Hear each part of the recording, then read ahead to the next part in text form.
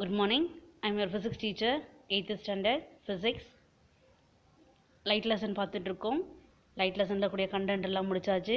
Evaluation பார்ட்டில் கூடிய 1 mark 2 mark சம்மெல்லாம் பார்த்தாச்சு. இன்றைக்கி இந்த செக்ஷனில் நம்ம 5 மார்க் பார்க்க போகிறோம். உங்களோட சயின்ஸ் புக் எடுத்துக்கோங்க, கையில் பென்சில் வச்சுக்கோங்க. கொஷின் வித் ஆன்சர் சொல்லும்போது மார்க் பண்ணி வச்சுக்கோங்க. ஓகேவா? எவாலுவேஷன் பார்ட்டில் 5th ரோமன் ஆன்சர் இன் டீடைல் பார்க்க போகிறோம். First question, explain the image formed by a concave mirror. concave mirrorல image எப்படி ஃபார்ம் ஆகுது அதை எக்ஸ்பிளைன் பண்ண போகிறோம். Second question, what is reflection? ரிஃப்ளெக்ஷன்னா என்ன? Write the short notes on regular and irregular ரிஃப்ளெக்ஷனா என்னன்னு பார்க்க போகிறோம். Third question, explain the working of periscope. Periscope எப்படி ஒர்க் ஆகுதுன்னு பார்க்க போகிறோம். Fourth one, what is dispersion? டிஸ்போஷன்னா என்ன? Explain in detail. ஓகேவா? டீப்பாக நம்ம பார்க்க போகிறோம். ஓகேவா? First question, explain the image formed by a concave mirror. உங்கள் புக்கில் table 3.2 image formed by a concave மிரர்னு இருக்கும். அந்த டேபிள் காலை மார்க் பண்ணிக்கோங்க. Position of the object, position of the image, image size, nature of the image. So இந்த மாதிரி table காலம் போட்டு வச்சுக்கோங்க. ஸோ எப்போ படித்தாலும் சரி, position of the object, position of the image, image size, nature of the image, இந்த கேட்டகரியில் நீங்கள் படிங்க. ஓகேவா? ஃபஸ்ட்டு பாருங்கள், at infinity, at F, highly diminished real and inverted. அதாவது ஆப்ஜெக்ட் வந்து இன்ஃபினிட்டியில் இருந்துச்சு அப்படின்னா இமேஜ் வந்து எஃப்பில் கிடைக்கும். அதனுடைய சைஸ் வந்து பார்த்தோம்னா ஹைலி டிம்னைஸ்ட், ரொம்ப ரொம்ப சின்னதாக கிடைக்கும். ரியல் அண்ட் இன்வெர்டராக இருக்கும் அப்படின்னு சொல்கிறோம். சரியா? அடுத்து பியாண்ட் சியில் பாருங்கள் இருந்துச்சுன்னா பொசிஷன் ஆஃப் த இமேஜ் எப்படி இருக்கும்? பிட்வீன் சி அண்ட் எஃப்க்கு நடுவில் இருக்கும். சைஸ் எப்படி இருக்கும்? டிம்னைஸாக இருக்கும், சின்னதாக இருக்கும். ரியல் அண்ட் இன்வெர்டராக இருக்கும். அடுத்தது அட் சியில் இருந்துச்சுன்னா இமேஜ் நம்மளுக்கு எங்கே தான் கிடைக்கும்? அட் சியிலே கிடைக்கும். ஆனால் எப்படி கிடைக்குதுன்னு பாருங்கள், same size as the object. Object என்ன சைஸாக இருக்கோ அதே சைஸாக இமேஜும் கிடைக்கும். அப்போ நேச்சர் ஆஃப் த இமேஜ் என்னது? Real and inverted. ஓகேவா?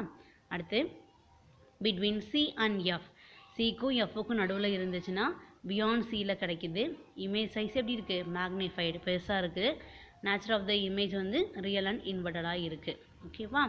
அடுத்து எஃப்பில் இருந்துச்சு அப்படின்னா position of the image at இன்ஃபினிட்டியில் கிடைக்குது. இமேஜ் சைஸ் வந்து பார்த்தோம்னா ஹைலி மேக்னிஃபைடு. சரியா? ரொம்ப ரொம்ப பெருசாக இருக்குது.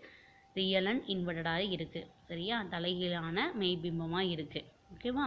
லாஸ்ட்டு பாருங்கள், பிட்வீன் எஃப் அண்ட் பி, எஃப்க்கும் பிக்கும் நடுவில் இருந்துச்சு அப்படின்னா லாஸ்ட்டில் பொசிஷன் ஆஃப் இமேஜ் எப்படி கிடைக்குது? Behind the mirror, image size எப்படி இருக்குது? மேக்னிஃபைடு, பெருசாக இருக்குது. நேச்சர் ஆஃப் த இமேஜ் எப்படி இருக்குது? விர்ச்சுவல் அண்ட் எரட்டாக இருக்குது அப்படின்னு சொல்கிறோம். ஓகேவா? ஸோ உங்களுக்கே புரியும்னு நினைக்கிறேன். கான்கேவ் மிரரில் வந்து பார்த்தோம்னா எந்த இடத்துல நம்ம வந்து ஆப்ஜெக்ட் வைக்கிறோமோ அதுக்கு தகுந்த மாதிரி பொசிஷன் ஆஃப் த இமேஜ் எப்படி இருக்குது, சைஸ் எப்படி இருக்குது, அதனுடைய தன்மை எப்படி இருக்குது, எல்லாமே நம்ம பார்த்தோம் இல்லையா? Next 2 mark. ரிஃப்ளெக்ஷனோட 2 மார்க் எழுதுனதுக்கப்புறம் தான் நம்ம 5 மார்க்கை எழுத போகிறோம். ஓகேவா? செகண்ட் 5 மார்க்கில் வந்து பார்த்தீங்கன்னா what is reflection, explain types of reflection கேட்டிருப்பாங்க இல்லையா? ஸோ ஃபஸ்ட்டு ரிஃப்ளெக்ஷன்னா என்னன்னு எழுதிக்கலாம். உங்கள் புக்கில் மார்க் பண்ணிக்கோங்க. இந்த பேராகிராஃபில் கடைசி 3 லைன் மட்டும் மார்க் பண்ணால் போதும். Bouncing back of light rays as they fall on the smooth shiny and polished surface is called reflection. ஓகேவா? ஒரு லைட் ரைட் வந்து பார்த்தோம் அப்படின்னா ஒரு ஸ்மூத்தான ஷைனிங்கான பாலிஷ்டு சர்ஃபேஸில் பட்டவுனே பவுன்ஸ் ஆச்சுன்னா அதுக்கு பேர் தான் ரிஃப்ளெக்ஷன் சொல்கிறோம். சரியா? அப்போ ரிஃப்ளெக்ஷன் ஹெட்டிங் போட்டு இந்த 3 லைன் எழுதிடுங்க. ஓகேவா?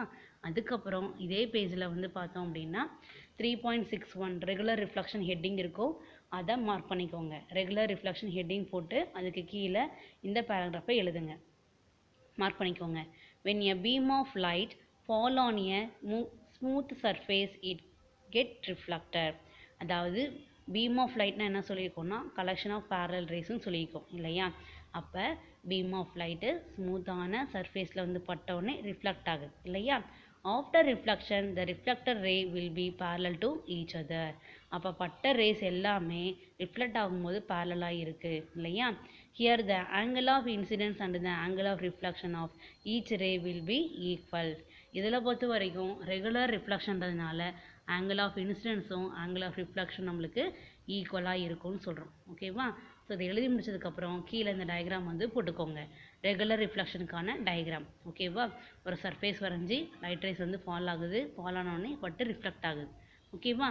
இந்த டயக்ராம் வரைஞ்சதுக்கப்புறம் 3.62ல் irregular reflection இருக்கும், அதை மார்க் பண்ணிக்கோங்க. In the case of a body having a rough or irregular surface, each region of surface is inclined at different angles. இல்லையா? சப்போஸ் ரஃப்பாக இருக்க சர்ஃபேஸில் வந்து பார்த்தோம்னா லைட் ரேஸ் வந்து பட்ட உடனே கண்டிப்பாக அதனோட ஆங்கிள் என்ன ஆகும் அப்படின்னா ரிஃப்ளெக்ட் ஆகும்போது டிஃப்ரெண்ட் ஆங்கிளாக வரும். சரியா? when light fall on a such a surface, light rays are reflected at different angles. சரியா? ஸோ இந்த மாதிரி சர்ஃபேஸில் படும்போது லைட் ரேஸ் வந்து பார்த்தோம்னா டிஃப்ரெண்ட்டான ஆங்கிளில் வந்து ரிஃப்ளெக்ட் ஆகுது. In this case, the angle of incidence and the angle of reflection of each rays are not equal. இது வரைக்கும் மார்க் பண்ணிக்கோங்க. rays are not equal வரைக்கும் மார்க் பண்ணிக்கோங்க. ஓகேவா? ஸோ அதுக்கப்புறம் வந்து என்ன பண்ணிக்கோங்க, இந்த டயக்ராம் வரைஞ்சிக்கோங்க. இந்த டயக்ராமில் பாருங்கள், இந்த irregular ரிஃப்ளெக்ஷனுக்கு வந்து நீங்கள் போடும்போது இன்சிடென்ட் ரே வந்து பார்த்தோம்னா பேரலாக இருக்கும், ஆனால் பட்டு ரிஃப்ளெக்ட் ஆகக்கூடிய ஆங்கிள் வந்து டிஃப்ரெண்ட் ஆங்கிளாக இருக்கும். இதை மட்டும் கவனமாக பார்த்துக்கோங்க. ஏன்னா நீங்கள் பண்ணக்கூடிய மிஸ்டேக்ஸ் என்னவாக இருக்கும்னாக்க ரெகுலருக்கு போட்ட மாதிரியே இர்ரெகுலருக்கும் போட்டுருவீங்க, அது மிஸ்டேக்காக போயிடும். அதனால் கவனித்து போடுங்க. ரெகுலராக இருந்துச்சுனாக்க ரெண்டு ரேஸுமே ஈக்குவலாக பேரலாக வரணும். அதுவே இர்ரெகுலராக இருந்துச்சுன்னா இன்சிடென்ட் ரே மட்டும்தான் பேரலாக இருக்கணும். ரிஃப்ளெக்டட் ரே வந்து பார்த்தோம் அப்படின்னா வெவ்வேறு ஆங்கிளில் இருக்கணும். அதை மட்டும் கவனமாக போட்டுக்கோங்க. அவ்வளவே தான். ஓகேவா?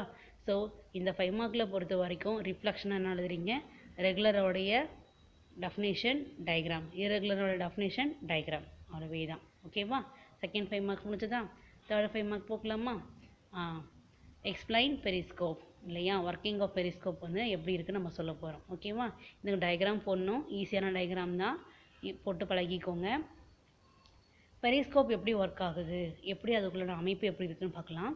It is an instrument used for viewing body or ship which are over and around another body or a submarine. ஓகேவா? இந்த இன்ஸ்ட்ருமெண்ட் எதுக்காக யூஸ் ஆகுது அப்படின்னா, இப்போ சப்மரைன் உள்ளே இருந்தோ இல்லை சுற்றி இருக்கக்கூடிய பொருட்களையோ இல்லை கப்பலுக்குள்ளோ இருந்து நம்ம பார்க்கறதுக்காக தான் இந்த பெரிஸ்கோப் வந்து யூஸ் ஆகுதுன்னு சொல்கிறோம். சரியா? It is based on the principle of a law of reflection of light. இது எதனோட பேஸில் வந்து ஒர்க் ஆகுதுன்னு பார்த்தோம்னா லா ஆஃப் ரிஃப்ளெக்ஷன் தான். ஓகேவா?